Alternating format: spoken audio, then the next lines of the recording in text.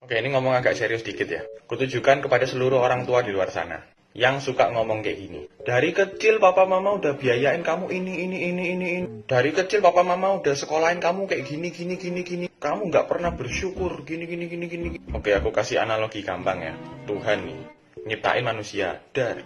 Abis nyiptain nggak ada tinggal sama dia, wes karep-karepmu nggak ngurus. Enggak, dia tanggung jawab. Dikasih tempat tinggal, dikasih makanan, dikasih minuman, dikasih teman, dirawat sampai gede, sampai meninggal, sampai masuk surga masih dirawat lagi, kayak gitu. Dan Tuhan nggak pernah sombong tuh. Aku yang nyiptain bumi, aku yang nyiptain alam semesta, aku yang ngasih kamu makanan, nggak pernah. Nah, sama dengan Anda para orang tua. Anda berani komitmen punya anak, ya tugas Anda merawat, mendidik, menjaga anak Anda. Itu tugas dan tanggung jawab Anda. Itu bukan sebuah beban. Anda sendiri kok yang memutuskan untuk punya anak, ya tugas Anda untuk merawat mereka. Negur boleh, tapi caranya tidak begitu. Oke, masih ngomongin orang tua nih. Ini ada beberapa kali aku nemu kasus yang kayak gini. Jadi orang tuanya itu suka ngomong ke anaknya, "Mama nyesel punya anak kayak kamu." Wah. Gini ya, aku mau ngasih tahu aja nih. Om, tante, ai, susu, bapak, ibu semuanya. Kita nggak pernah milih untuk jadi anaknya om atau tante. Kita nggak pernah minta untuk dilahirkan. Tuhan yang mempercayakan kita untuk jadi anaknya om, tante, bapak, ibu, ai, susu. Kalau kita bisa milih, emang kita disuruh milih, ya kenapa kita nggak milih jadi anaknya Bill Gates, kayak anaknya Steve Jobs, yang anaknya orang kaya gitu. Kita nggak bisa milih. Kita pun ada di dunia ini karena ada laki-laki dan perempuan yang berkomitmen untuk punya anak. Dan kita muncul. Kita nggak pernah minta untuk dilahirkan, nggak pernah. Nggak tahu apa-apa tiba-tiba lahir. Jadi kalau Anda berani bilang, "Mama nyesel punya anak kayak kamu," ngapain dari awal kalian punya anak? Anda berani komitmen punya anak, terus nyesel-nyesel sendiri. Itu menyakitkan hati seorang anak. Ya.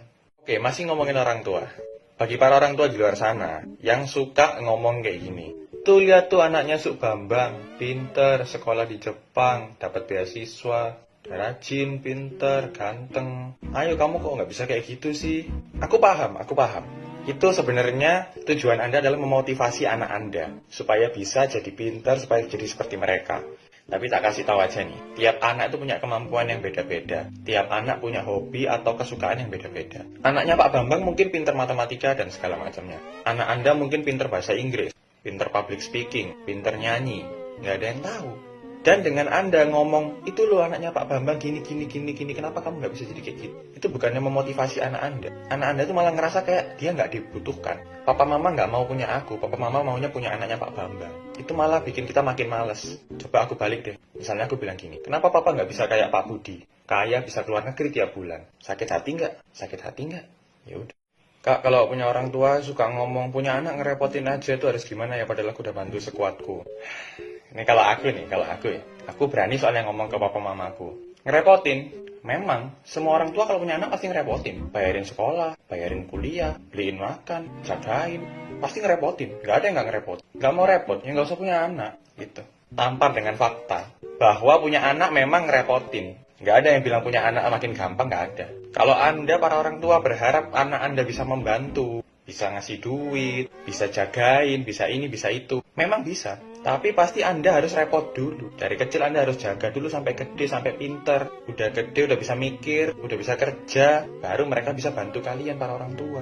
Kalau dari kecil belum apa-apa udah dikata-katain. Anak nggak guna, ngerepotin aja, nggak pernah bantu mama.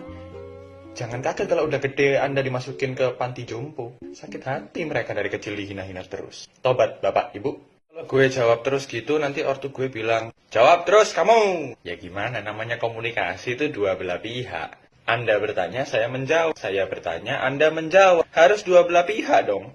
Jadi kalau orang tua Anda ngomong A, B, C, D, E, F, G, ya kita harus jawab dengan A, B, C, D, E, F, G. Masa dia bilang, "Kamu tuh gini.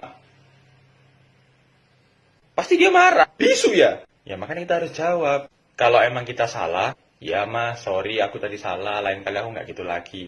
Begitu, memang harus dijawab. Kalau kitanya nggak salah, terus disalah-salahin, apalagi dibanding-bandingin sama anak tetangga dan segala macam, ya beranikan dirimu untuk ngasih tahu pendapatmu. Ngomongnya yang halus.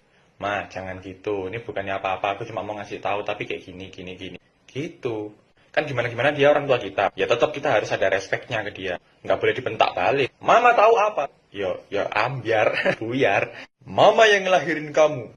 Nggak ada mama, kamu nggak ada. Lah saya kan tidak minta dilahirkan sama mama. Kalau saya bisa milih orang tua, saya tidak milih mama. Saya nggak ada pun saya tidak masalah. Tidak perlu belajar, tidak perlu sekolah, tidak perlu mencari jodoh, tidak perlu menghadapi hujatan netizen, tidak perlu menghadapi orang tua yang tidak mau menerima. Tidak masalah. Justru saya jadi susah karena dilahirkan sama orang tua yang tidak menerima saya. Seperti itu. Auto coret dari kakak. Ya udah, kalau emang mereka kayak gitu, berarti nggak sayang sama kamu. Mending hidup sendiri. Kamu udah di sekolah yang tinggi-tinggi, dapat nilai jelek. Mau jadi apa kamu? Jadi anaknya mama. Anakku bodoh. Kenapa aku melahirkan anak yang tidak pintar? Pusing mereka. Emang orang tua tuh gitu. Begitu kita pintar, dapat beasiswa, menang lomba. Itu anak saya, itu anak saya, itu anak saya. Dapat nilai jelek sekali. Mau jadi apa kamu? Ya? Mau jadi apa kamu? Dengan kita dapat nilai jelek sekali, tidak berarti kita ganti orang tua. Kita tetap adalah anak ibu bapak sekalian. Ya, tolong. Kalau kita putar balik gimana? Misalnya pekerjaan bapak ibu lagi susah nih, terus bangkrut nih. Terus kita bilang gini, udah ngelahirin anak, nggak bisa biayain. Mau jadi apa kamu? Ya kan tetap orang tua kita, tidak berubah. Oke, jadi kesimpulan.